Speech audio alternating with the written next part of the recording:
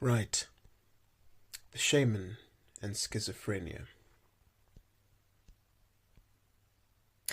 Abstract.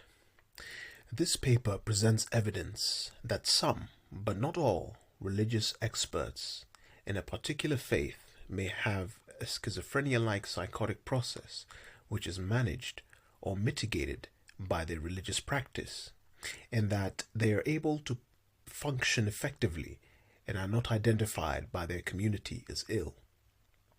We conducted careful phenomenological interviews in conjunction with novel probe with okomfo, priests of the traditional religion in Ghana who speak with their gods. They shared common understandings of how priests hear God speak. Despite this, participants described quite varied personal experiences of the God's voice. Some reported voices which were auditory and more negative. Some seemed to describe trance-like states, sometimes associated with trauma and violence. Some seemed to be described sleep-related events, and some seemed to be interpreting ordinary inner speech. These differences in description were supported by the way participants responded to an auditory clip made to simulate the voice-hearing experiences of psychosis, and which had been translated into the local language.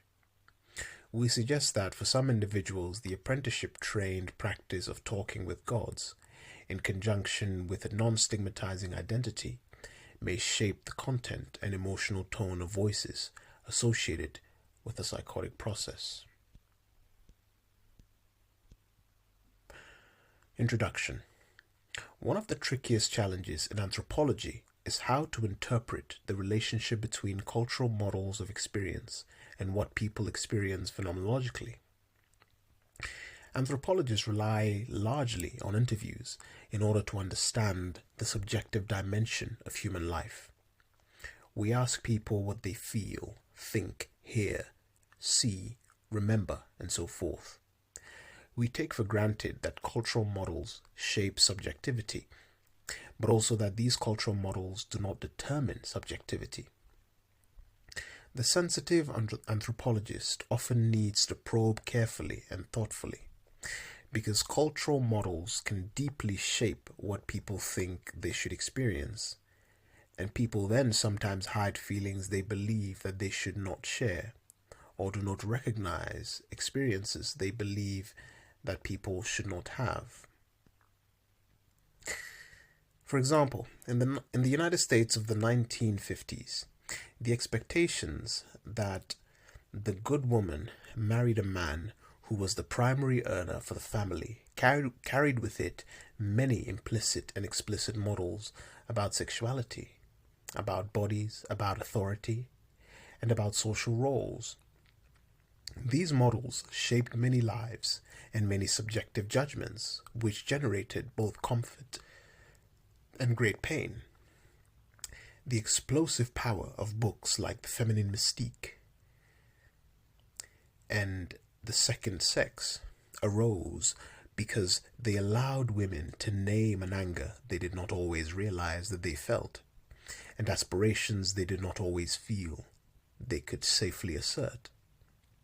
This complex relationship between cultural model and subjective experience is particularly complicated when we attempt to understand whether, and if so how, culture may shape psychosis.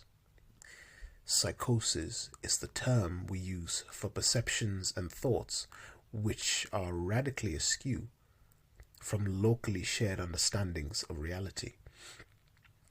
It can be hard enough when an anthropologist is in a native social world to understand whether someone is psychotic or simply idiosyncratic. It becomes harder when that person is located within a very different set of cultural understandings. This complexity is at the heart of some of the deepest arguments about whether and how much cultural practices can change the experience of psychiatric illness, and in particular, whether and how much cultural practice can change the experience of our most troubling psychiatric illness, schizophrenia. This article provides a blueprint for how we might answer that question. It suggests that it is plausible that a non-pathological identity and a practice which trains the way someone relates to their voices may shape the content and emotional tone of the voices associated with schizophrenia and its close clinical relatives. One of the oldest questions in anthropology is whether our schizophrenia is their shamanism, whether someone diagnosed with schizophrenia in the modern West might become a shaman and in some other society, and so avoid the stigma and disability we associate with the condition today. The question emerged in the earliest days of the discipline, when the discovery of cultural difference seemed to offer freedom from blinkered presumptions about what was natural and inevitable. In 1934, Ruth Benedict published an essay, Anthropology and the Abnormal, that became a foundational statement for this new way of thinking. Normal, she argued, was a relative concept, not an absolute one. One of her most famous examples was madness. It does not matter what kind of abnormality we choose for illustration. These which depict extreme instability, or those which are more in the nature of character traits like sadism and delusions of grandeur or of persecution. There are well-described cultures in which these abnormals function at ease and with honor, and apparently without any danger or difficulty to the society. There were cultures, Benedict argued, where those who heard voices interpreted them as voices of spirit, and others agreed, and that could change who the person who heard voices was able to become. In time, the claim became a war cry. Books by Lang, Michel Foucault, Thomas Szasz, and Thomas Scheff insisted passionately, each in their own way, that psychiatry imposed meaningless standards of normalcy on artists and rebels who were simply unconventional, not actually ill. In another world, these books suggested people diagnosed with schizophrenia would be holy men, shamans, and prophets, not treated as abnormal and as ill. There were those who protested. George Devereux, the most vehement of these voices, said, "Briefly stated, my position is that the shaman is mentally deranged." But he was arguing against a dominant position. The perspective was consonant with the psychoanalysis of the day. These were the years that psychoanalysis dominated psychiatry and to some extent anthropology in the United States. In the 1930s, Margaret Mead, Ruth Benedict, Edward Sapir, Gregory Bateson, Ralph Linton, and others ran into psychoanalytic circles. They were part of an interdisciplinary seminar at Columbia with psychoanalysts like Abram Cardiner. From a psychoanalytic perspective, schizophrenia was a reaction to social experience, not an organic illness. Even if one conceded some organic process, there were no absolute standards against which individuals could be declared ill. To be sure, in this period, schizophrenia was a capacious category, and many who would now be diagnosed with bipolar disorder, borderline personality disorder, or post-traumatic stress disorder were given the label. Then American psychiatry changed, in large part because many of the sickest patients did not respond to psychoanalytic therapy, and because of the availability of new pharmaceutical treatments. Psychoanalysis was replaced by a biomedical model which held that psychiatric illnesses were diseases like any others in medicine. In the new biomedical approach, schizophrenia was represented as a disease of the brain. Indeed, a well-known book on schizophrenia written by a leader in the new psychiatric science was entitled The Broken Brain. More narrowly defined in the new nosology, the disorder was diagnosed by a characteristic combination of thoughts or delusions and perceptions or hallucinations, which seemed untethered to what was real and which had lasted for 6 months or more and caused substantial impairment in everyday life. In this new biomedical model, the characteristic symptom of schizophrenia was voices or auditory hallucinations, which are often negative and difficult for the one who hears to handle. Anthropology played an important role in this shift. Work in Ghana and Nigeria had already established that a pattern of experience like schizophrenia was present outside of the West. And then in 1976, the anthropologist Jane Murphy published an essay in Science, which set out to show that whether on the Arctic or the equator, human societies identified a pattern of behavior in which some people had deluded thoughts and distorted perceptions, and other people inferred that there was something wrong with their minds. She had spent 1954 to 55 in a Yupik-speaking village on an island in the Bering Sea, an icebound place where the nomadic people wore layers of fur and survived the winter by eating raw fish. They used the word nuthkavihak, which they translated as being crazy, to describe people who screamed as invisible beings, or drank urine, or believed that their husbands had been murdered by witchcraft, but nobody else agreed. In their villages, they had shamans who behaved oddly, falling on the floor, crawling like a dog, but people did not call them Nuth Kahavik. As one person told Murphy, when the shaman is healing in the strange village in which he summons spirits, he is out of his mind, but he is not crazy. Murphy saw the same strange thing among the Egba Yoruba, with whom she lived for many months in 1961 and 1963.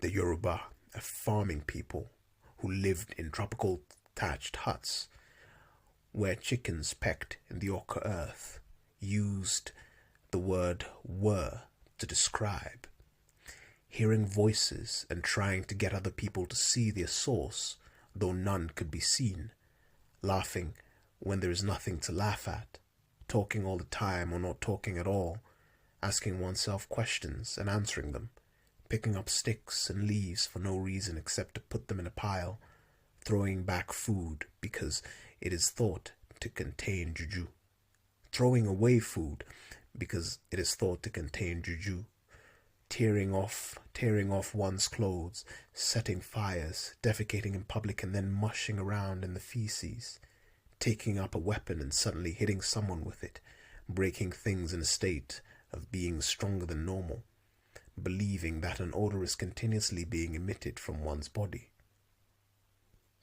In all these places, the mere fact of hearing voices was not sufficient to get tagged as being crazy. These were worlds in which some people talked with spirits, and spirits answered back, nuthkavahik, and were used for people who seemed not to think and perceive in a way that the village considered to be normal. And what was abnormal in the same way everywhere. For that matter, Murphy saw the same pattern in places she had lived for shorter periods, in Gambia, the Sudan, and in South Vietnam. Symptoms of mental illness, Murphy concluded, are manifestations of a type of affliction shared by virtually all mankind. In 1980, the American Psychiatric Association released DSM-3, a nosology which presented psychiatric illnesses as symptoms of medical disease. In this new environment, it seemed foolish for anthropologists to raise the question of whether a practice like shamanism could mitigate schizophrenia, a condition now understood as a universal brain disease best treated by medication. Instead, one found in the anthropological literature papers which demonstrated that a shamanic state was not, in fact, like schizophrenia at all. Psychiatric anthropology began to focus on the way biomedical illness was shaped by local cultural conceptions. For some decades, the field focused more on disorders like depression and post-traumatic stress disorder, which seemed less obviously disease-like, and where cultural influence could perhaps be more clearly understood. To be sure, even in those early years, there was important work on schizophrenia, and more work soon emerged.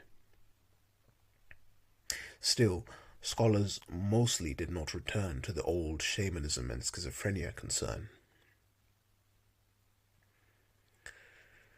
It is time to take up the question of shamanism and schizophrenia, or rather religious expertise and shamanism, anew.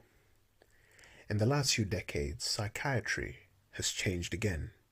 Many psychiatric scientists now understand psychosis, the more general term for disorders of thought and perception, to be more like a continuum than like a category, more like a trait distributed in the general population like height, and less like a broken arm, a condition which is clearly not healthy.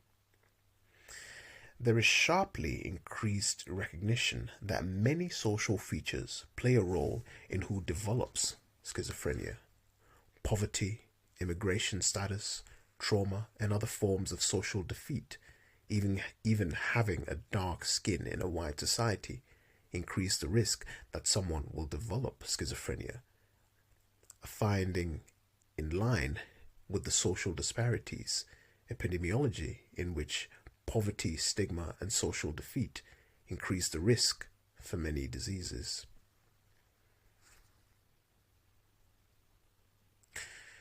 New non-pharmacological treatments for people who hear distressing voices, a major symptom of schizophrenia, find that social practices can mitigate the destructive emotional content of what the voice says. The question of whether, and if so, how culture might affect schizophreniform disorder is now an active question in psychiatric science. In this paper, we raise the possibility that some, but not all, religious experts have a schizophrenia-like process which is managed or mitigated by religious practice so that individuals are able to function effectively and not identified by others in the community as ill. We suggest that the practice of the faith and their training and apprenticeship may diminish the negative voices so characteristic of schizophrenia and enable the individual to develop reasonable relationships with other voices that come to be experienced as positive. We suspect that the faith practice does this by offering a framework to interpret voice hearing as intelligible within a religious framework and a practice to help someone to work with their voices. Our evidential base for this work comes from a study of the okomfo community around Cape Coast, Ghana. The cultural model, the world of the okomfo. Okomfo is the name for the ritual specialists in the traditional religion of Ghana.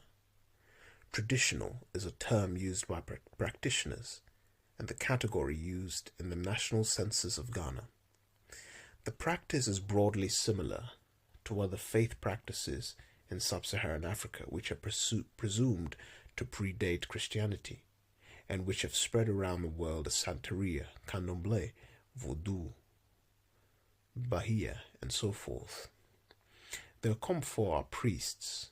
They are understood to have special relationships with a range of greater and lesser spirits, which are in some sense housed within a shrine which they tend.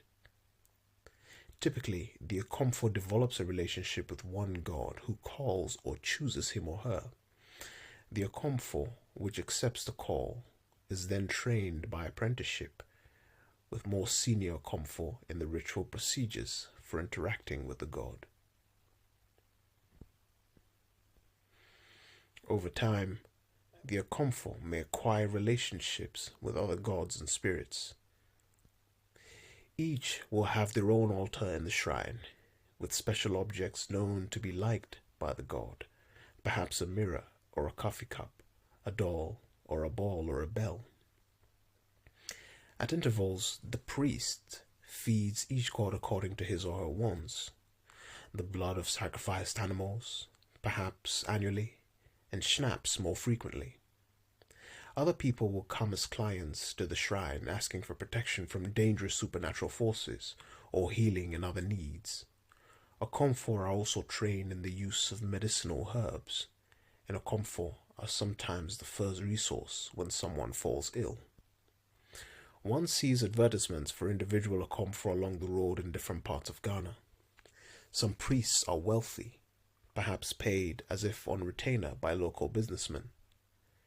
They have large compounds where many people live. Others are poor and struggle. Each okomfo works individually, but they do gather collectively for initiations, for funerals, and for celebrations. They often wear loose kaftans rather than the impeccable Western attire of middle-class Ghanaians.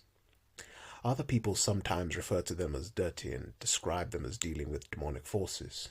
Yet most of their clients are Christians of some kind, even if they consult with them furtively and in secret. These are people who talk with the gods. When consulted by a client, the god will enter the okomfo, who then becomes the living presence of the god for the human who has come to consult. Sometimes the possessed okomfo speaks in ways that the client will understand. Sometimes, however, the possessed okomfo speech will need to be interpreted for the client by a second person associated with the shrine, the obrafo. After the god has gone, the okomfo will often, but not always, be amnestic for all that has happened during the possession. The god can, however, talk with the okomfo outside of possession through dreams, visions, and words heard out loud or in the mind. Many okomfo talk easily about what a god has told them to do, and about their conversations and relationships with their gods. The okomfo we met in pursuit of this project more or less shared a common understanding, a cultural model of why and how someone would become an okomfo. The first step was that the god called the human, often out loud, often when the human was in his or her late teens, the age at which many who will develop schizophrenia have their first psychotic episode. Then at some point, the god possessed the human, who then reacted in the chaotic and sometimes violent way people do when they are newly possessed. The god often had to call more than once because it is assumed that the person who is called will resist the call to accept it.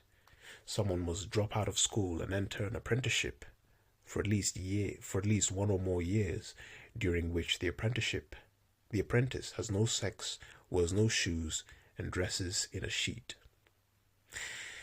The purpose of the apprenticeship is to learn about the god who is called, to learn to know the gods more deeply, to listen to them more clearly, and to distinguish between the gods and demons, who will also begin to prowl around the new apprentice.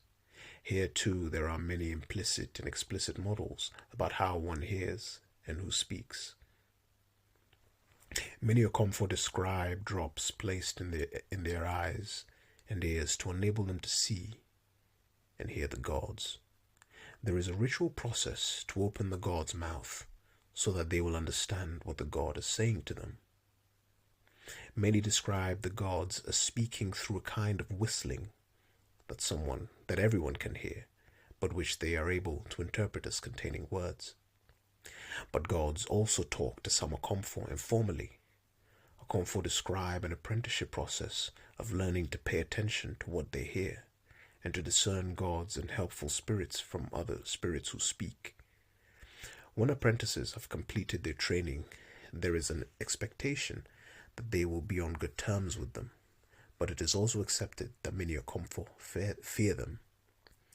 Initiates see their role as okomfo as a calling, one that can bring them good fortune and prosperity.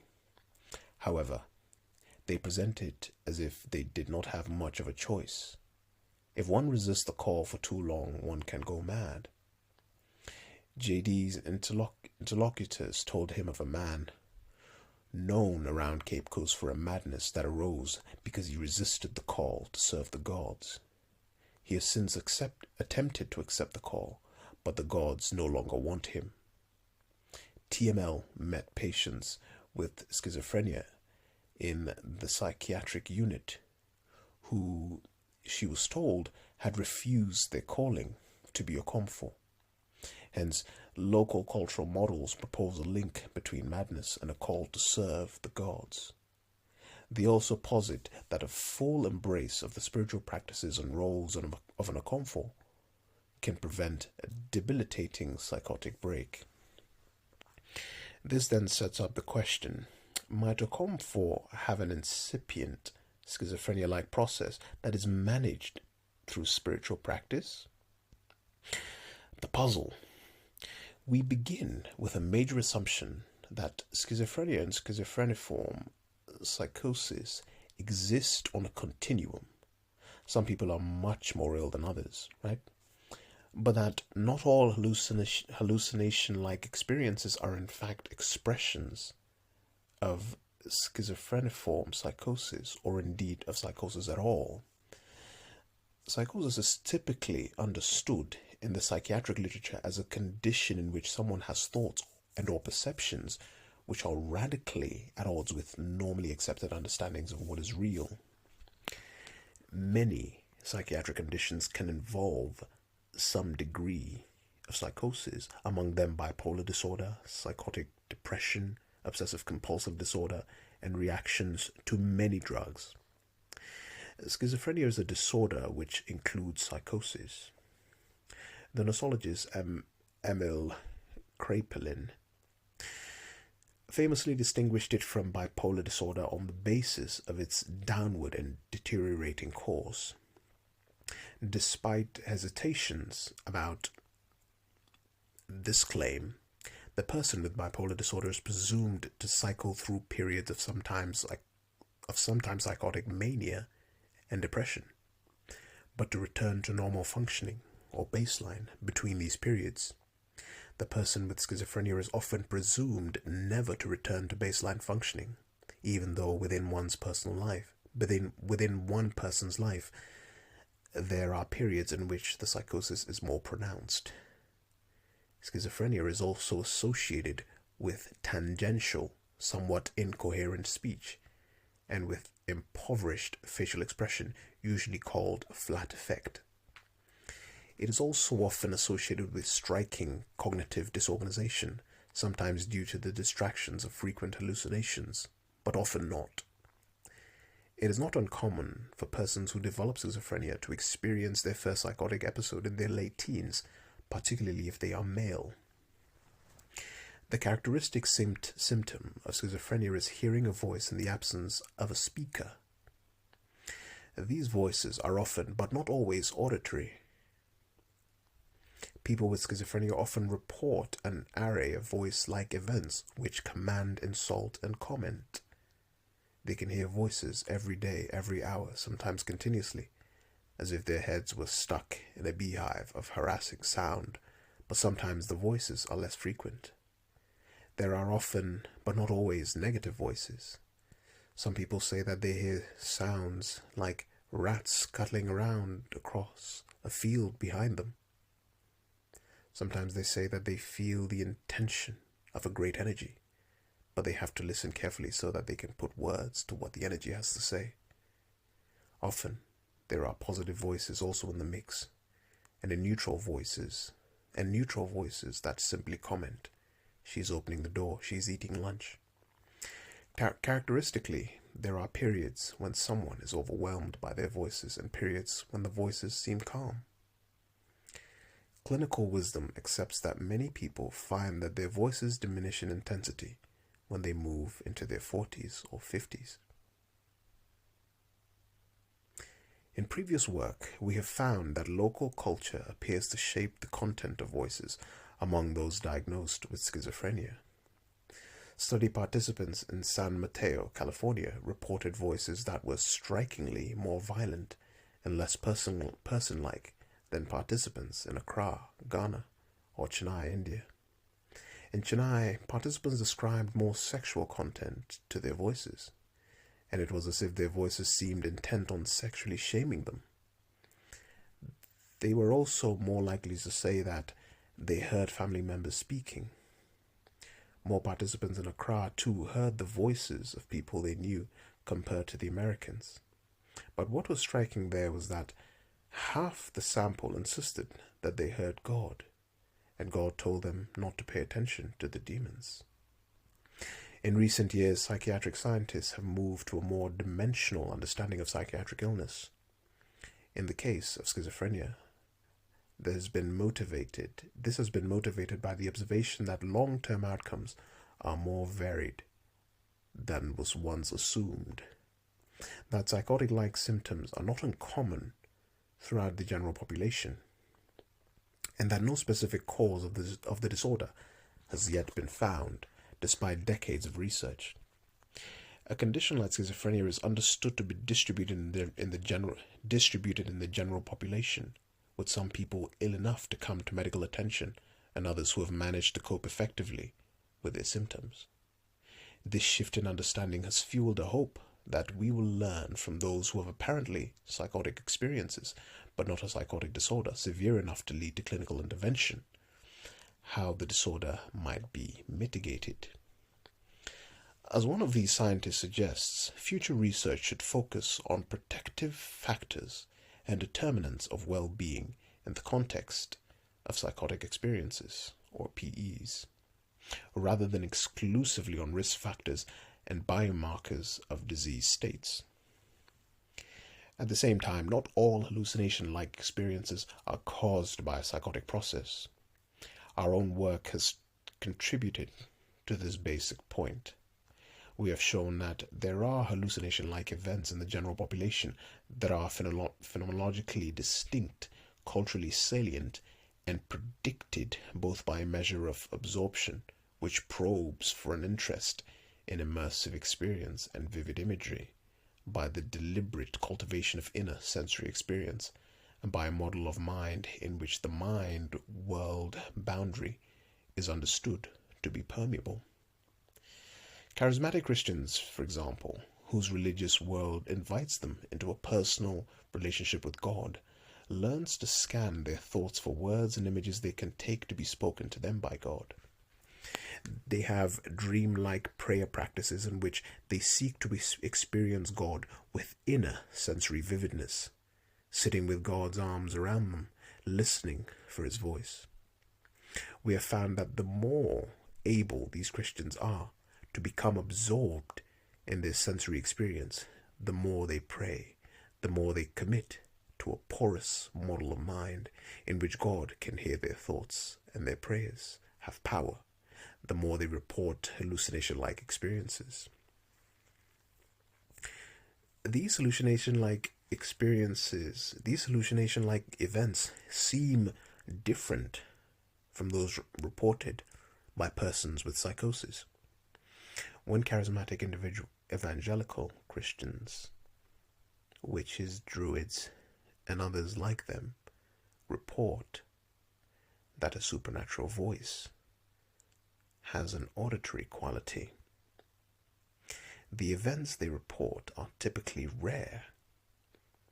One specific event may be at most a handful. So, I'll take that again. When charismatic evangelical Christians, witches, druids, and others like them report that a supernatural voice has an auditory quality, the events they report are typically rare, brief, and startling, but not depressing.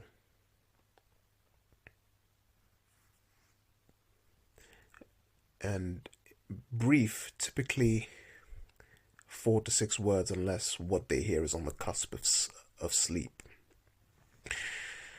People report that they were driving and they heard God say from the back seat, "I will always be with you."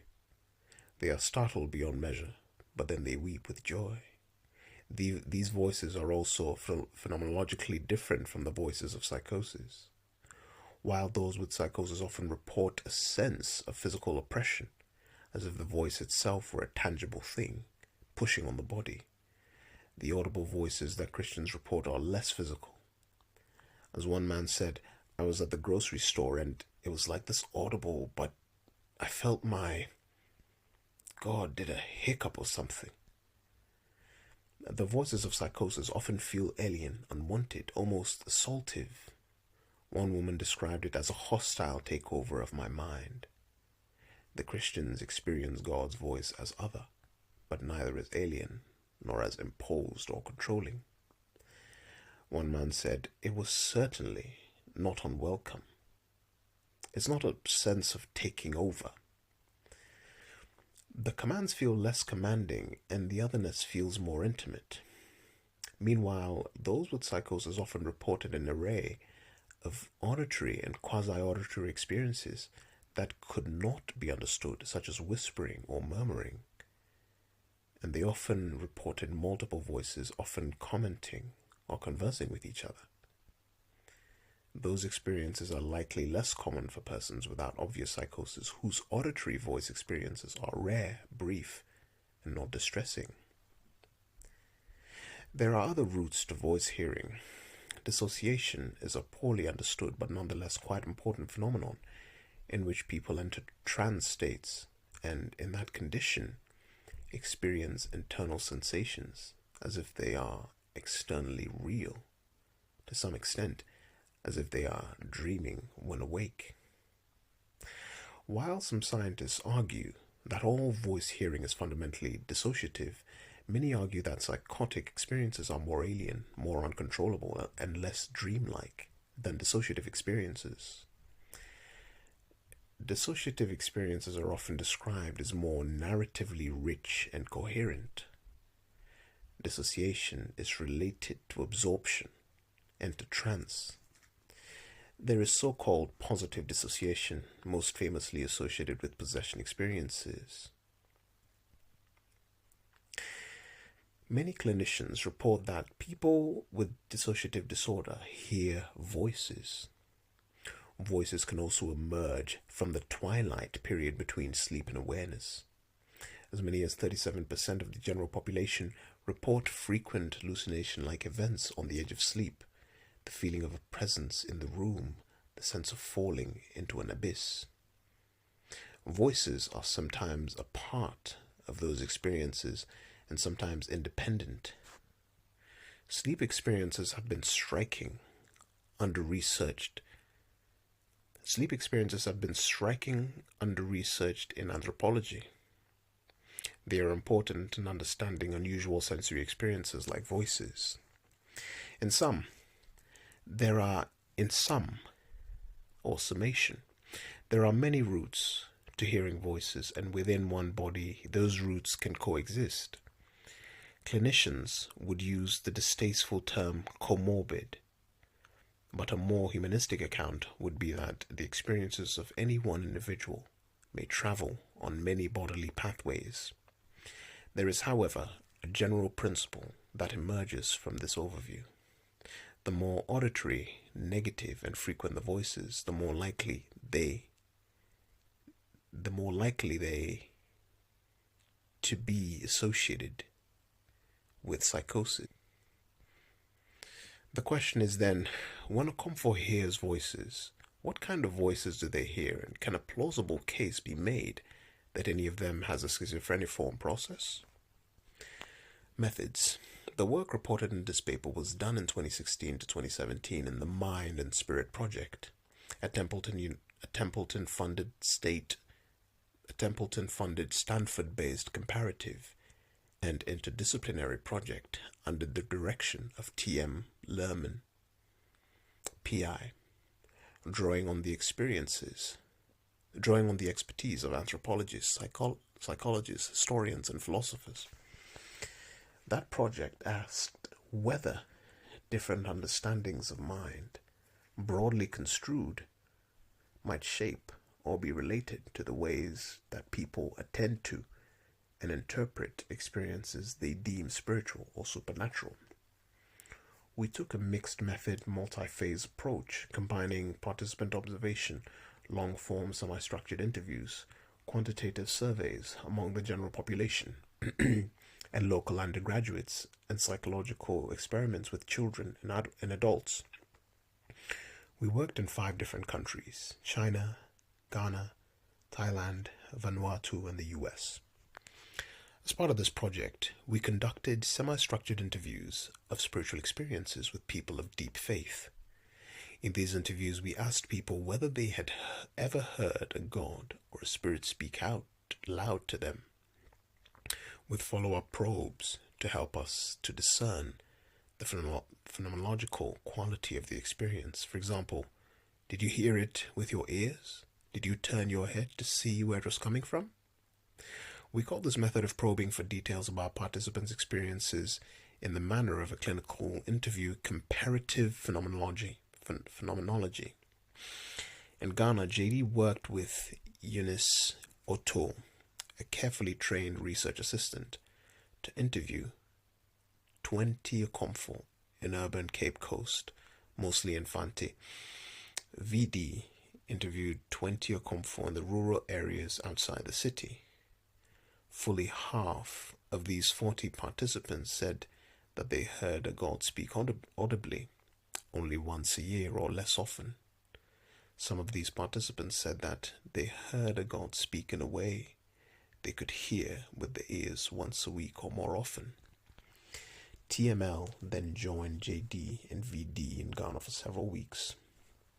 She re-interviewed 5 of the frequent voice hearers that JD had interviewed, along with a few others within their okomfo community, who described themselves as frequent voice hearers to JD, but who had not been interviewed as part of the initial sample. TML's interview explored voice hearing more deeply, in a manner closer to the intensive questions about phenomenology she and her colleagues had developed to talk to psychotic patients about their voices. The interview lasted at least an hour.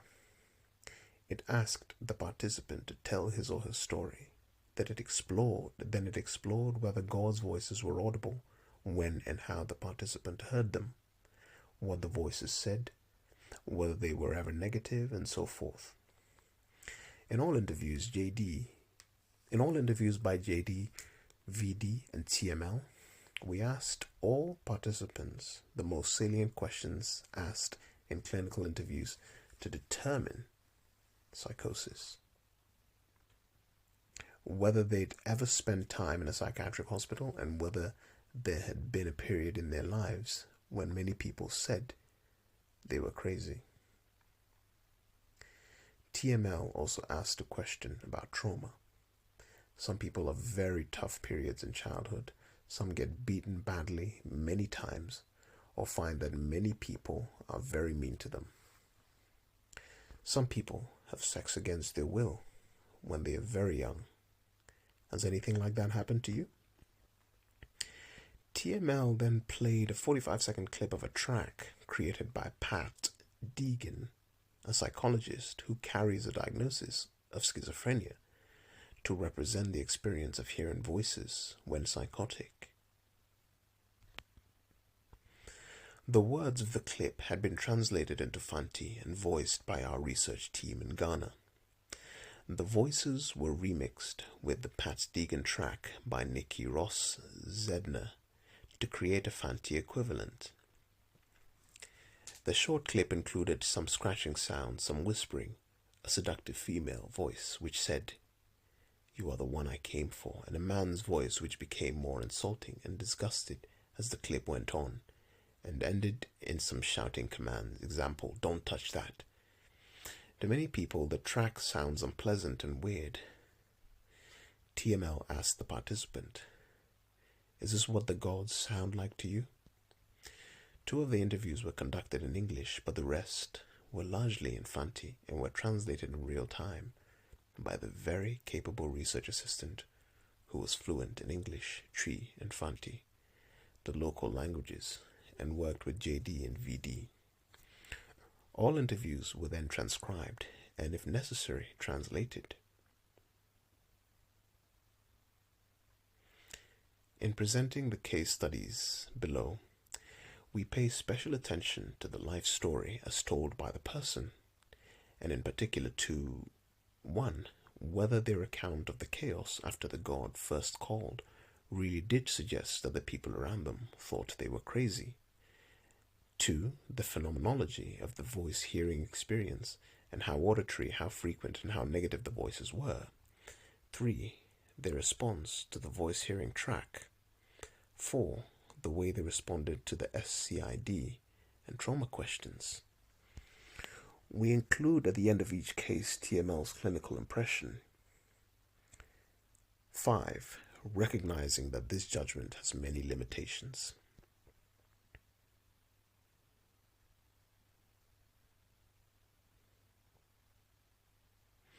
Case studies. The first 2 of these case studies present people who do not report that they hear the voices of the gods frequently. Being called. Hannah. When Hannah was a teen, she would sell goods on the road, as many poor Ghanaians do.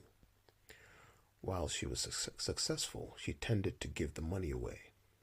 She went to some okomfo to see why she was so foolishly generous, and she was told that she had been chosen by a god.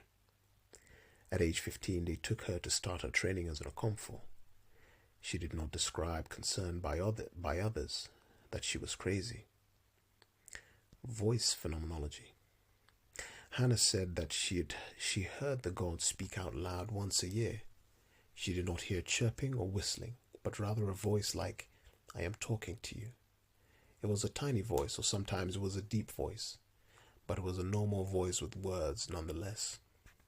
She had visions more often, because once a week to every 2 or 3 months. She saw in a vision that someone had cursed her uncle, and she actually saw the person cursing her uncle. She was waking up from sleep, and she went to the uncle's place to warn him to be careful. When she was in Ivory Coast, she saw a person who looked like her mother's older sister, and she became afraid because she was alone, and they were asking her a lot of questions. She turned around for a second, then looked back, and they had disappeared. She later learned that the mother prayed that her sister's ghost would come and look after her in Ivory Coast. Response to the track. TML did not interview her, and so Hannah did not hear the track. Trauma or SCID. She said no to each SCID question.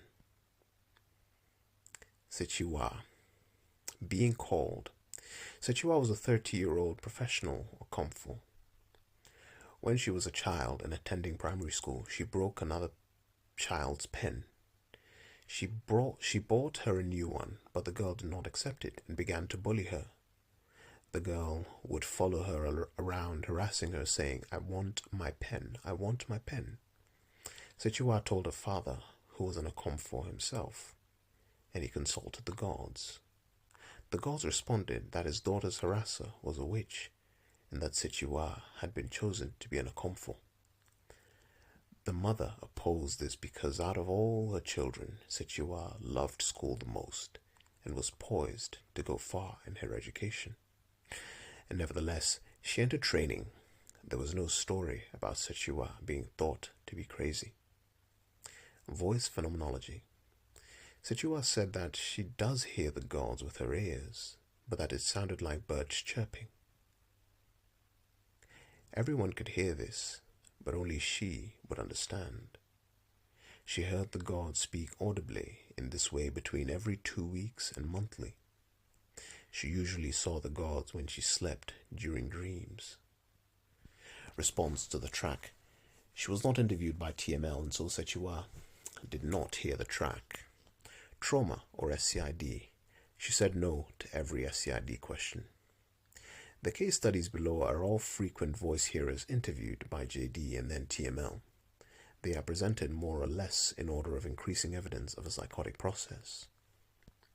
Charles being called. Charles was 25 years old during these interviews. He was neatly dressed and personable. He clearly loved being an okomfo. His mother had been a priestess, and while there were many children in the family, he was the one who helped her out and would go be with her when she got possessed or had to visit other places. His account of how he was called involved a fairly standard account of becoming possessed in school. Sometimes in his primary school he would feel shaking. He would feel shaking as if something in his body were really shaking him. When he reported this to his mother, she did not say anything, but later told him that she had prayed to the gods that he would take over the shrine for her. Around the time of these early possessions, he went to see the gods, fed at a friend's shrine. When he was walking home after dark, he saw the god standing by a tree, tall as a jinn with a belt with bullets and a gun. When Charles got close, he greeted him, but the god did not respond. So he went on, and when he looked back, he saw that the god was following him. He became frightened. He knocked on his mother's door, but she did not answer, so he jumped through the window. The god went into the shrine attached to the house, closing the door. When they went to the shrine to look for him, no one was there. Then his mother prayed for Charles and decided to send him for training. Before he left, the village prayed for him and gave him 2 sets of clothes. Voice phenomenology. He said that he heard the gods daily, but he did not hear them speak in a normal way, talking back and forth the way we speak. He said that he heard a kind of whistling that anyone could hear, but which he, as a trained okomfo, understood differently from other people. He was trained to understand the words within the sounds. He said that his mother taught him how to protect himself from evil, but he did not talk about hearing demons. Response to the track. Charles said that the gods did not sound like the track. He did recognize the shushing voice. He said that he never heard any spirit say something like, "You are disgusting." He never heard a god speak like the woman. And it seemed that he did not hear anything like the commands. He did say that the gods commented on him, but it seemed more in the context of there being rules he needed to follow as an okomfo. As an okomfo, I need to not fornicate. I need to not do things that are inappropriate. That is what they say. Trauma or SCID. He denied the SCID questions, said he had never been in a hospital because someone said he was mad, and talked about his father beating him when we asked.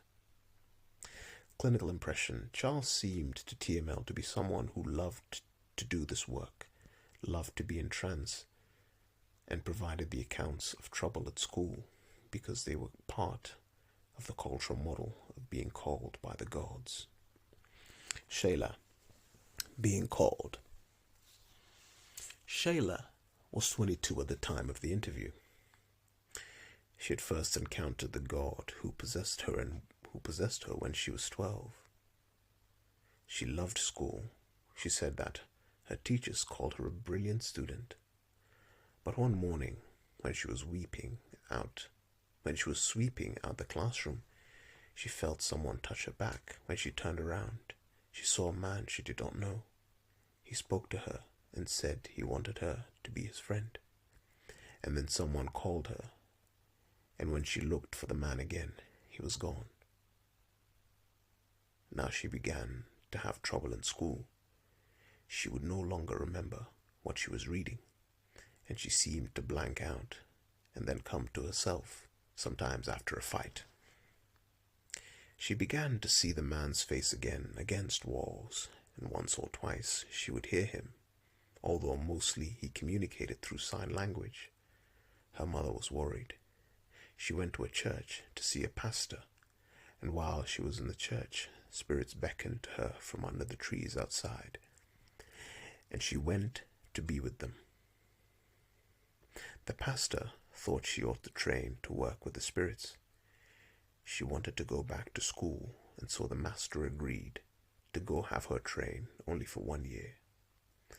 But then he died, and no one remembered, and she stayed in training for 3 years and never went back to school. Voice phenomenology. Sheila began to hear the god speak frequently once she went through the ritual, which opens his voice. Other people, she said, would hear bird song chirping, but she heard people. She did not say that she heard meaning in the chirping, but that she heard the gods as the way we are talking now. She said that she saw her gods every day. She said that she saw a woman with a child and others around her, and she saw a male god. She knew him because she had already seen the face of her god. Sometimes she saw other gods as well. In the interview, it was sometimes unclear when she was referring to actual people who were presenting themselves as gods, or to spirits who could not be seen by others. But she seemed clearly to have experiences of gods who were disembodied. When asked whether she heard the gods speak in her mind or with her ears, she said, "If I am walking, I hear it in my mind. But if I am sitting, like what I said, if something happens in my family, I feel its presence around me, talking to me. So I hear it the way we are talking now." She heard the gods speak to her in her mind, she said. Perhaps twice a week, she heard them speak out loud, about 3 times a week. For example, she was doing a job for a client, and the god wanted her to talk to the client's father about his daughter. The god said, "Go to his workplace."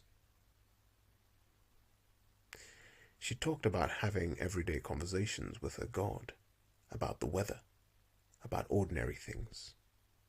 When the gods weren't teaching her things about other people, they would just sit and chat with her.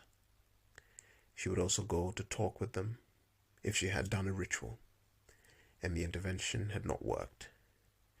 She would go talk with her gods to see what had happened and what next to do. When she was talking to them outside the shrine, she would pray in her mind and they would speak in her mind. Inside the shrine, she would talk out loud.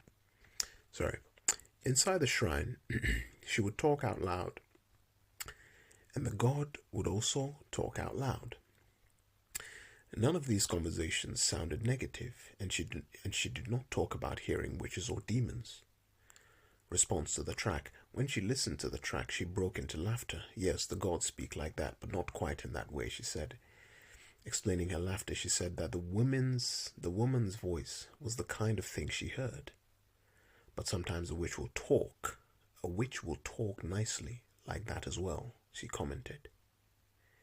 You need to be sharp to pick out who is really speaking, she said. Sometimes, she said, witches do really sound like the mean, commanding man, and sometimes the gods will sound like that too, giving instructions. And the shushing sounds, the gods often sounded like that. You need to interpret what they say, she said. Trauma or SCID. She denied the SCID questions, although she said that once a week she heard the gods talking to each other. She denied trauma. Clinical impression. TML thought that she did not come across as someone with psychosis. Amelia being called. Amelia became an okomfo at 47. We attended her final initiation ceremony, an all-night affair with food and dancing and drumming, in which she danced in the flames of a fire to prove her power. She said that her grandmother had been an okomfo, and so the practice was familiar in her family. But initially, she had not wanted to do it herself. She said she had been periodically possessed for 30 years. But she specifically denied that during this period, people had thought there was something psychiatrically amiss. Sometimes when people are possessed, other people say they are crazy. Did people say that to you? They didn't say that. She did, however, say things were going wrong in her business, that she would tell things and leave the money, that she would sell things and leave the money under her mattress, and the next day it would be gone. And she said, as people do, that the god told her that if she did not go into training, he would destroy her. Voice phenomenology. Before she was initiated, she said the god would come and sit on her bed. He would just sit by me and not say anything. He can sit there till the cock crows at dawn, and then he leaves. These days she saw her gods every day, although it seemed that she mostly saw them in dreams or in the twilight state between sleep and awareness. She liked her main god. She said that before she was initiated, she would hear from him twice a week in a way she could hear with her ears. The hearing had begun only recently, it seemed, and seemed to be connected to her voice to become initiated, and seemed to be connected to her choice to become initiated. Later she said that the gods came to talk to her at dawn. She never heard witches or what might be glossed as negative spirits, although she said that she could see them. In Ghana, witches are humans, so this does not necessarily imply a hallucination. The interpreter said, when she sees someone who would be a witch, she would know. And now, she explained, the god lives inside of her. You cannot be afraid, she said, of someone that lives inside of you. Response to the track. When she heard the audio track, she said that she did not hear the gods like that. In fact, she smiled, as if she really liked the track. Some of them tell you that, stop, you are disgusting. Maybe you have been immoral with someone's husband, so the god can tell you to stop doing that because you are bringing filth to him. Filth to him. She heard the female voice and the whispering sounds. Sometimes they spoke harshly, but mostly they spoke in a way that she liked. Trauma or SCID. She denied trauma. She said she'd never been hospitalized, and she said no to the SCID questions. Clinical impression. In the interview, TML had the sense that these gods were more like imaginary friends for Amelia, and the comment that she always saw them when she heard them made the experiences sound more like vivid daydreams than like psychosis. Yet the fact that she said that her god sounded like the track was striking. And as we spoke to her about the track, her account of the voices sounded more like the experiences reported in psychosis. Okomfo Eric. Being called. Eric, being that he had been chosen to be an okomfo when he was still in school, around the age of 16, I was sent to the hospitals and different prayer camps, but they could not really pinpoint what was wrong with me. In one version of the story, he did go to the psychiatric hospital, but they couldn't find anything wrong. In another, he didn't go, but the description of other people's concern is consistent. He said that the head of his family thought that he was going crazy. Then a pastor had a vision of him as a traditional priest, and his parents sent him for training. Voice phenomenology. He seemed to hear voices a lot, and at least some of what he heard was negative. At first he said sometimes he heard the voice in his mind, sometimes with his ears, sometimes in a dream. Then he insisted that what he heard was auditory, in his ear, and soft, unless they are witches, when they are much louder. The ghosts sort of speak in their nose, or they nasalize when talking. When the god speaks, his voice is a little low, but not too low. But the voice of the witches is loud. Many of the specific stories he told about these voices turned out to be in a dream. Yet, more than other people, he spoke about the loudness of the witches. When they get meat, they talk. Then it means that they are happy, and their talking is loud. He said that he heard witches twice a week, and that he heard the gods 4 times a day. He was very clear that training was important in helping the okomfo to hear good spirits and to deal with bad spirits. He said that in training, they teach you how to understand the gods when they speak and to know when the god is coming. They are told how to deal with the witches. Witches are, he said, the lowest in the spiritual hierarchy, but they are troublesome. Response to the track. He said that it was not like his experience. He did not hear the whistling. Trauma or SCID. He denied all SCID questions and also trauma. Clinical impression. TML thought that compared to other participants, this participant emphasized the loudness of the voices and the presence of negative voices. At the same time, the centrality of sleep and dreams in the narrative suggested that these experiences could be sleep events. JD reflected that whenever he went to visit okomfo Eric, he seemed to be sleeping. Being called. Rebecca. Rebecca was 30 at the time of the interview. She was in training and apprenticed to Charles. She wore only one red cloth and no shoes. She had a very emotional face, and she was very engaging, very charming. She initially did not believe in the spirits, she said, and then it happened to her. She became an okomfo because she was living with her husband, and she used to quarrel badly, even using fists. And one day, she just packed her bags and left.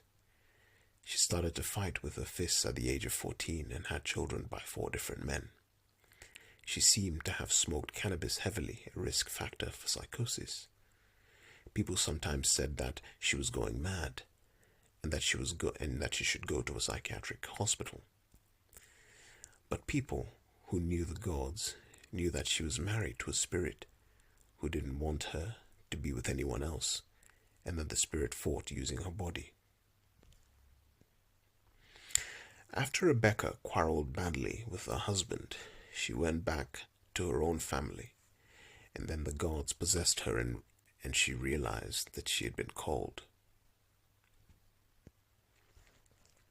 Voice phenomenology. When we met, Rebecca had not yet been given the drops in her eyes and ears, which would have helped her to hear and see the gods. She did not really hear them, she said, but she felt them communicate. Her main god would move his hands, and she could feel that she could see him do that. She said that he came twice a week, but sometimes he would stay for 2 days. In fact, she had seen him with her eyes before she became an apprentice. She used to see a very tall man, well dressed with chains, a jewelry item. The spirit talked to her, but she did not hear. She did not understand. So she used sign language to communicate. He used his hands, as if he were talking to a deaf and dumb person. Sometimes she saw witches too, but mostly she felt as if they attacked her. Sometimes I realize that I have fought to an extent that I can't even wake up from bed. I will have bodily pains all over. Despite saying that the gods do not yet speak to her, she said that sometimes, she said she would hear a human talking to her, not a god. She would hear and turn her head, but no one would be there. This happened often. She did not understand what they said. She also said that she heard the gods commenting on her about once a month. Is that not Rebecca going somewhere? And she heard commands, won't you stop what you were doing? Response to the track. When she heard the track, she said, this is what witches sound like. She said that she heard them in dreams, although as she talked, it seemed as if she heard them when awake as well. The voice of the god, she said, is like the shushing, and the gods said to her what the woman said. I have come for you when they possess her, like most of the okomfo. She was not startled by the track. Other people often were. She heard the witches sometimes in the night, or dogs barking, but the gods, she said, tell them to stop. She slept now from 6 p.m. to 5 a.m., but she got up in the middle of the night, often. Trauma or SCID. Rebecca said that sometimes she heard her thoughts out loud. Sometimes people took thoughts out of her mind, or put thoughts into her mind. She said yes to hearing thoughts out loud, yes to thoughts in and out, no to the other questions. Asked whether she was beaten badly as a child, she said yes. Clinical impression. She described experience considerable violence, and she enacted considerable violence. TML thought that her presentation was not incompatible with psychosis, but that she might have been someone whose voices owed much to trauma. Stephen. Being called. Stephen was 31 at the time of the interview. Before he became an okomfo, he smoked a lot of cannabis and drank freely, and likely drank freely. He got into a lot of fights. He would hear a voice that would set off his violence, and after the violence he would calm down. But by then the police were involved. He was clear that the voices induced the violence. I see it with my eyes and hear the voice saying, I should stab the person. Before he became an okomfo, people said that he was crazy, that there was something wrong with my mind.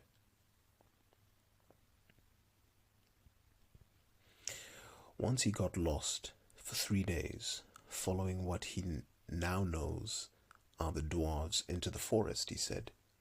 He could not find his way out. He thought he'd been gone just for an afternoon when he emerged. He talked about hearing voices and seeing things before his training. Voice phenomenology.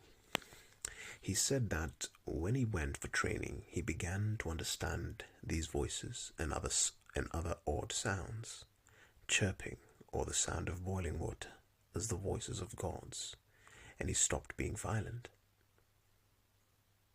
He began to hear the gods say, this will happen, do this, do that. He said that his master made him bathe in a special bath of herbs in a cemetery at night, and that the witches and ghosts would come, and he saw them. His master told him that he must not notice them. He did that, he said, and then he felt no more fear. His master told him that he must not notice them. He did that, and he said, and then he felt no more fear. Okay. The voices appear to have stopped inciting violence after that point. At the time of the interview, he had 9 gods, which he seemed to hear daily. They are, he said, like his family. He also heard witches daily. As for the witches, I hear their voices a lot. As the interview continued, he began to backtrack on the auditoriness of these voices. It sounded more as if he interpreted the meaning of signals in the world, also a common feature of psychosis. He said it was like listening to water.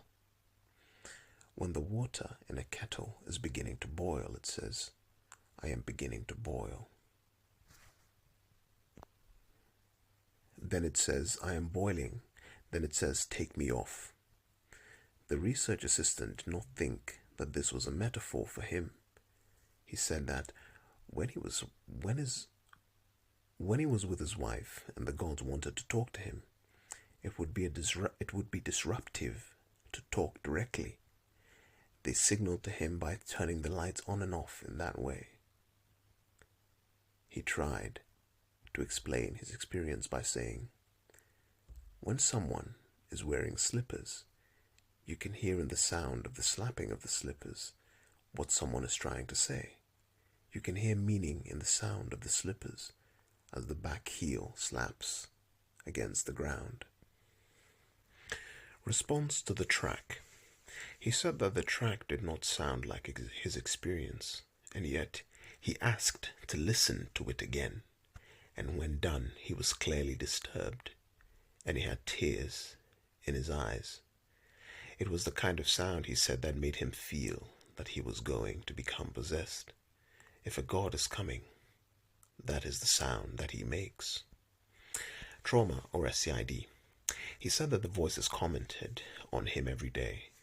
Stephen is walking down the street. Before training, he said, sometimes it felt that someone had placed thoughts into his mind. But now they had stopped. He said that he heard the gods talking to each other, and that once, just before they took him to the psychiatric hospital, he felt that thoughts had been taken out of his mind.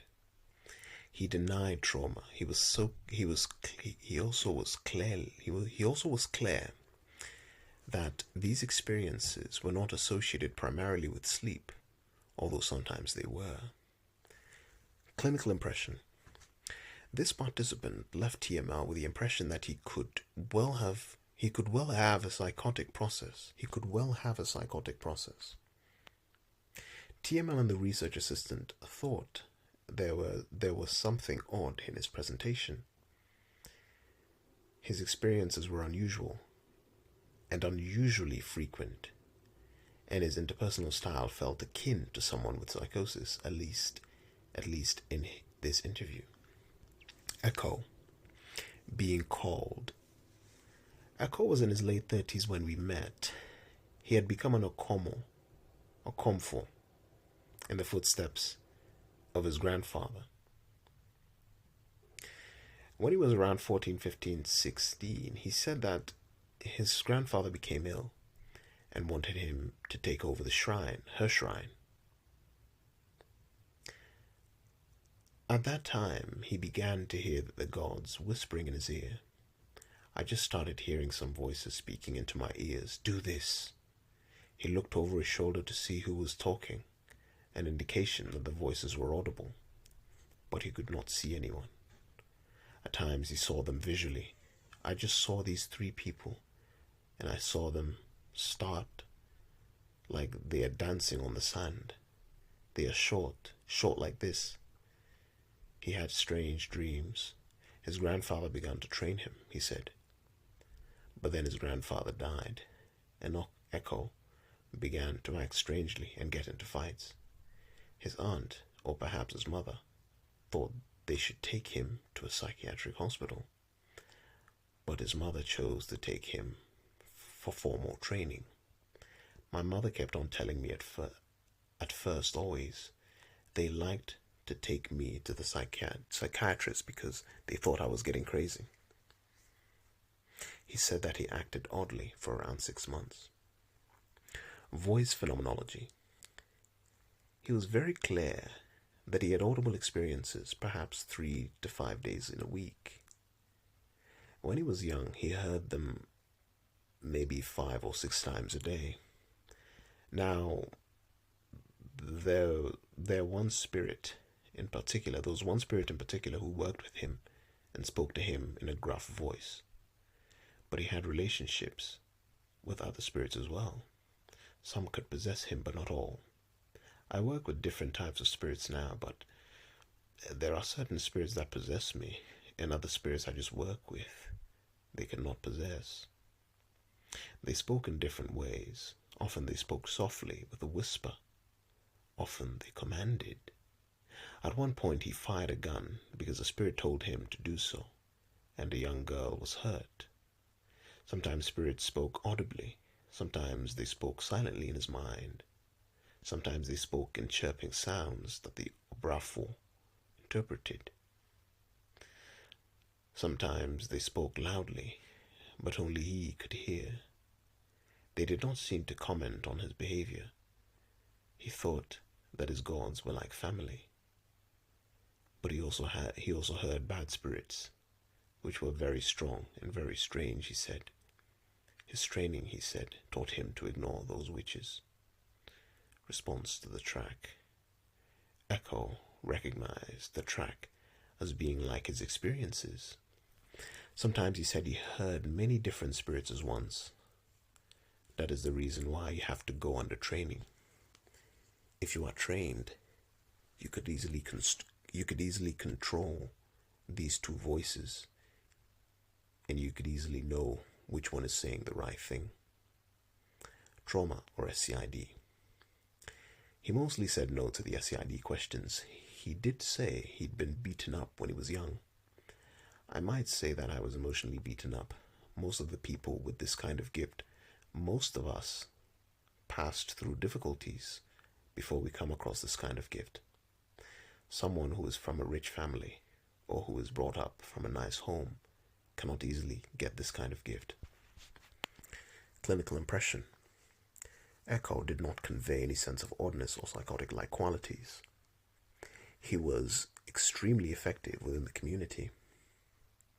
Yet much of what he said would raise clinical suspicions of psychosis. That presentation would be most compatible perhaps with a bipolar psychosis, but in any event, a psychosis process seemed plausible. Selena, being called. Selena was 73 years old when we met, and the most educated traditionalist we met in Cape Coast. She worked as a secretary for the Africania Mission Church, the recent attempt to provide an institutional structure for traditionalist religion. She also worked as a traditional birth attendant and had a nurse's degree at a training college. She was one of the busy okomfos, with 15 to 22 clients a week, and she was prosperous. Her home was brimming with goats, dogs, and kin. She told one version of her call about being possessed in church while playing the organ. They took her to the hospital, and could not revive her, so sent her for training. But there was a longer version of that story, which was that her business crashed in her 40s. She then ran out into the bush, following the call of the gods, and was lost for 3 days. When she was found, she was taken to a psychiatric hospital. But she said they found nothing wrong. At that time, I am not in normal properly. I had some thoughts, but they were not normal. Unlike any okomfo, she insisted that she was not trained by an apprentice, but by the gods themselves. Voice phenomenology. Initially, Selena talked about gods as actual people. People showed up every day to talk, and she only knew that they were spirits when they vanished, or when she realized that she could not see their feet, or after they left and she felt dizzy. Then it became clear that they also spoke when she could not see them. Sometimes if I go to the bush, I hear that they are talking with me. They are telling me the herbs that I have to collect, but I never see them. They woke her up out of sleep. During the day, she heard their call, but did not know who was speaking. She heard them stomping. Sometimes she could see them, but she knew that no one else could. Sometimes she said they came daily. Sometimes she said every few days. Sometimes they sounded like snakes. You had to be careful in the bush, she said, because sometimes there really are snakes hissing. She also heard demons every day. They seemed to give commands. There were a lot of gods as well. Sometimes they spoke softly, sometimes loudly. She heard them in dreams, and she heard them during the day. Those who have spoken to me, they are plenty. They are many, many, many. Most of her training took place in dreams or on the edge of sleep. The first time, one day, I was just sleeping in my house. Then someone came and woke me up and sat behind me on the chair. Then he started eating, and then I started eating.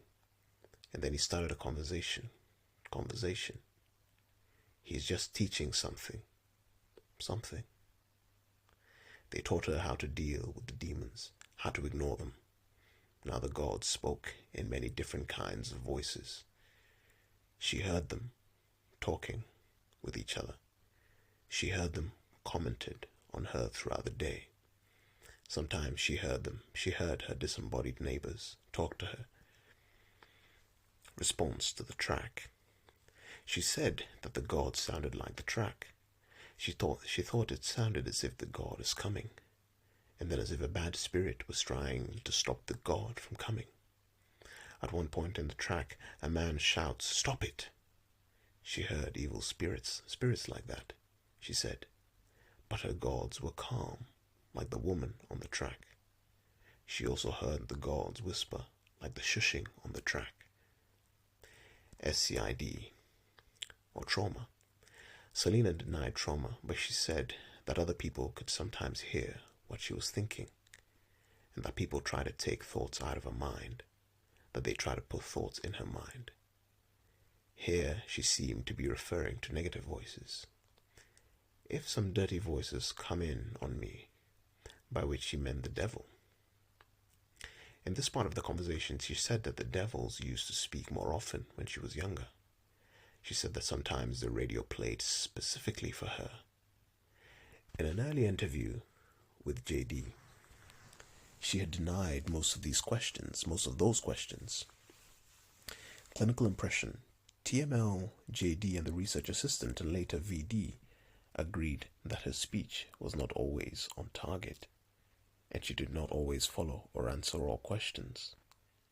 TML thought she might have been hearing voices during the interview. Her eyes would dart sideways as if listening to someone in the corner. TML was most confident that this participant, of all that we interviewed, might well have some kind of schizophreniform process. Observations. The goal of this exercise has not been to diagnose specific individuals, but to explore the possibility that some okomfo may have a psychotic or schizophreniform process, and that okomfo practice may mitigate the severity of the illness. To be clear, there is no objective marker of psychosis. Moreover, none of these participants would meet formal criteria for psychosis, for those criteria require substantial dysfunction in life or in work, and all these participants are recognized as effective within their chosen profession. Nevertheless, we hope that this close phenomenological examination enables us to suggest that it is plausible that some individuals who serve as okomfo may experience a schizophreniform process. We observe that despite a common cultural model that presents the gods' calls as inaugurating a period in which other people think that the okomfo to be is mad, not all incipient okomfo convey that other people were genuinely worried about them. We suggest that the more they do, the more it seems plausible that they experience psychosis. We observe that while all okomfo say that they speak with the gods, not all of them report that gods and spirits speak audibly, meanly, and frequently. We suggest that the more that they do, the more it seems plausible that they experience a psychotic process. We observe that many okomfo deny the standard SCID questions, and we suggest that the more someone answers in a way that seems clinically relevant, the more it seems plausible that a psychotic process. And in response to our novel probe, a track made to simulate the experience of hearing voices in schizophrenia, we observe that not everyone agreed that the gods sounded like the track. When someone does, we suggest that this increases the plausibility that they experience a psychotic process. Among our 8 participants who described frequent voice hearing, there was at least one who clearly stated that other people thought they were crazy when she was called by the gods, who clearly experienced many audible, mean, and frequent voices, even now, who said yes to many of the SCID questions, and who thought that the track sounded the way God sounded. This suggests that there is a wide array of phenomenological experience among the okomfo who hear the voices of the gods, and that at least one, but likely not all of them, experience a psychotic-like process, and yet they are not ill. It is always possible that those okomfo who seem to experience a psychotic-like process but are not ill were simply never very ill, and that their participation in okomfo practice has not altered their voice hearing at all. However, given our increasing awareness of the social shaping of schizophrenia and of the culturally shaped nature of psychotic symptoms, we want to suggest that a okomfo-style religious practice may help the voice hearing make more sense to the one who hears, and possibly render the voices into a kinder form. At least two cultural forms are likely in play. First, practice as an okomfo offers someone an identity that does not pathologize their experience. When the person falls ill, they are able to interpret not only the voices, but the social disorientation of their first psychotic episode as being comprehensible and normal within a specific context from the very beginning of the experience. Increasingly, psychiatric scientists suggest that the very early identification of voice hearing as a sign of madness is extremely costly for those with psychosis in the West. That this identification provides a toxic identity from which the patient never fully recovers. The label of okomfo not only proves a way to avoid this toxic identity, but allows the afflicted person to reinterpret the judgments of other people in a thoroughgoing manner. In India, psychiatrists and family, for the most part, do not use the word schizophrenia in conversation with the patient. Anthropologists have suggested that this may help people to understand the illness differently and to think that things will get better, and that perhaps sometimes they do. This non-pathologization is relevant for the very experience of hearing voices. In the US, for example, the primary meaning of hearing voices is that one is mad. This was perhaps the most consistent observation in our comparison across samples of persons with schizophrenia in San Mateo, Chennai, and Accra. While voice hearing is indeed associated with madness in Ghana, it is also true that there is culturally a general disinterest in the distinction between the hallucination-like experience of hearing a voice outside the head and the experience of hearing an inner voice within.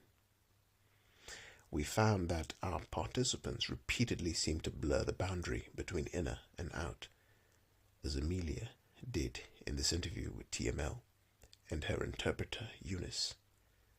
This is translated from Fanti.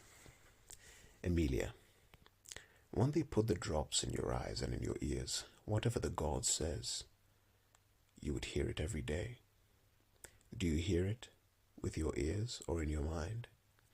You hear it in your mind. This is Amelia speaking. So first, we start with Amelia. When they put the drops in your eyes and in your ears, whatever the God says, you would hear it every day. Eunice: do you hear it in your ears or in your mind? Amelia: you hear it in your mind. If you are doing a difficult job that won't be successful, quickly they will let you know that you can't do it. Eunice: do you hear it in your ears or in your mind? I hear it with my ears. To be clear, Amelia, like other participants, was able to distinguish phenomenologically between inner and outer experience after careful probing. But the general disinterest in the distinction might diminish the toxic attribution of hearing voices reported by persons with schizophrenia in the West. Many years ago, the Fortsees observed that the content of voices was more gentle in Ghana than in the UK. An observation we found as well. That too might make a difference to outcome. Second,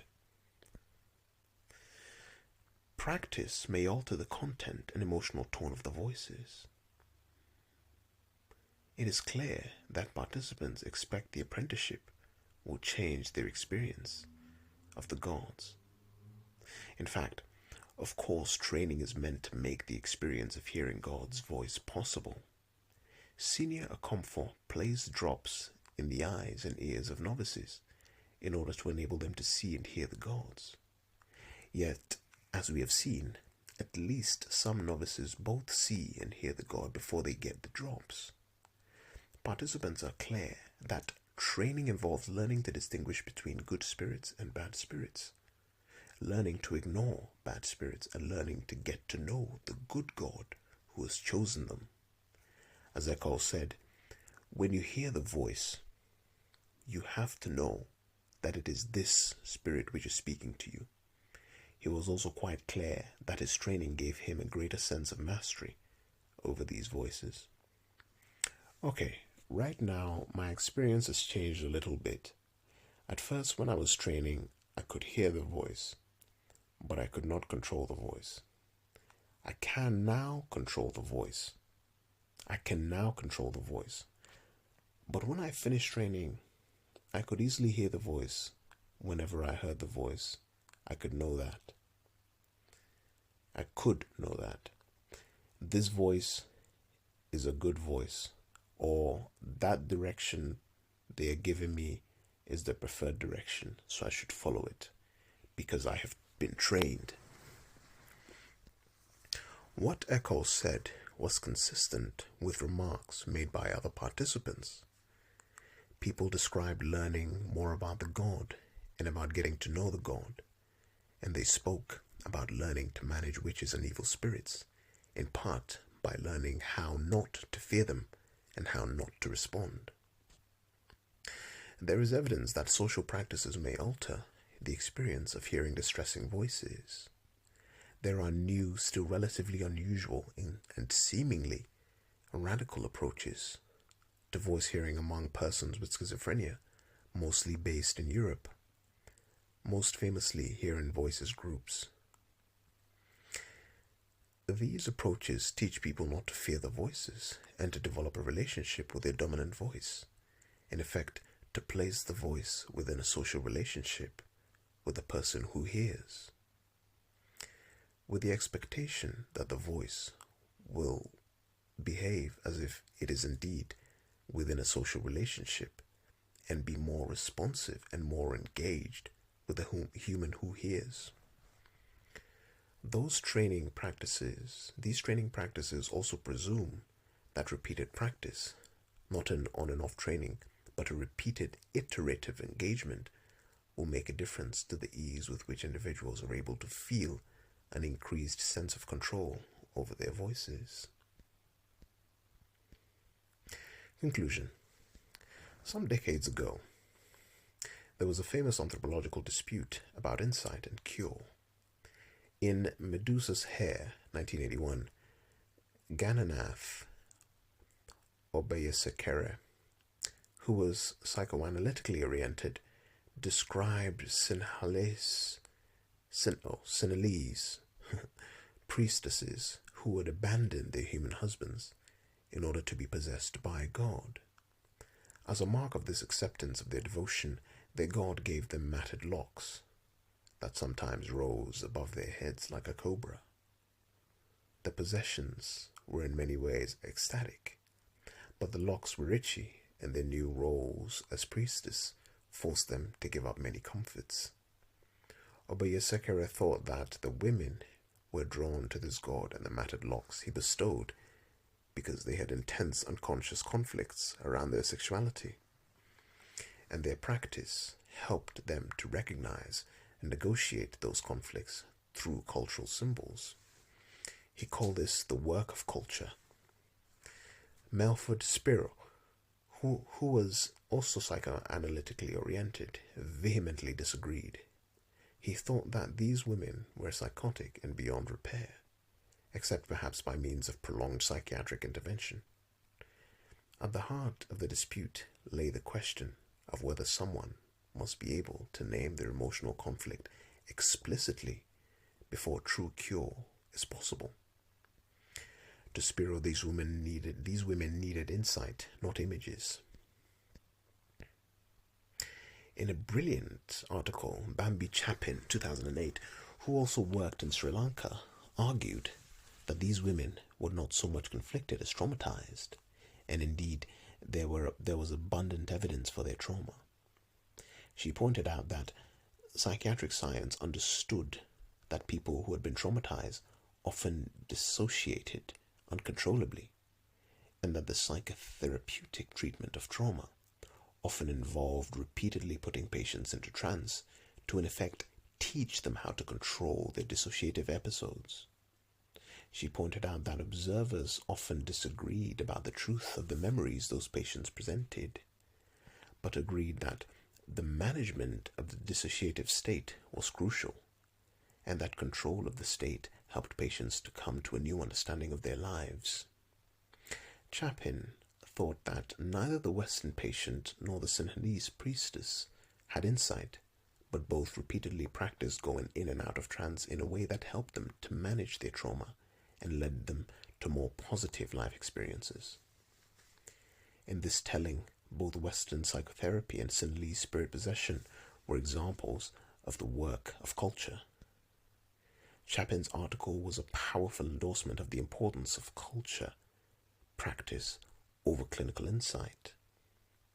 We think what we are seeing in this story of the shaman and schizophrenia is the work of culture. Schizophrenia is a continuum. Some are better able to function, some less able, and the severity of the illness waxes and wanes across the decades. People with schizophrenia have other capabilities as well, also likely unevenly distributed across individuals. Among them, the capacity to imagine and the capacity to go into trance. In social worlds, where there is an identity in which hearing voices is normal, and practices which teach people how to distance themselves from negative voices and develop relationships with positive voices, the work of culture may allow some people with schizophrenia-like experiences to experience less severe illness and function effectively in the world.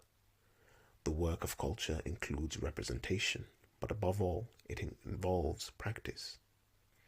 Repeatedly talking to those voices in ways that insist that the voice is a social person in a social relationship who has a social responsibility to the human who hears. Benedict's deepest insight was that subjective experience was pathoplastic, that symptoms would acquire specific form and content as they were shaped by events in a person's life. Culture, she thought, did not have the power to completely alter subjective experience. To use another of her famous examples, someone who was sexually attracted to someone of the same sex would not necessarily find that the pattern of their sexual attraction was altered by their cultural location. But the local culture could profoundly alter the way someone felt about their orientation, and that could change everything for them. Psychiatric science has been relatively open to the idea that culture shapes the content of psychotic symptoms. In a medieval world, someone with schizophrenia could hear demons and angels, while in a modern one, they might hear robots. The radical core of Benedict's insight is that these differences in content might affect emotional meaning so deeply that the person might not experience themselves as ill. In a deeply biomedical era, which has tended to assume that schizophrenia can only be treated by medication, this could be a very important lesson for us to relearn.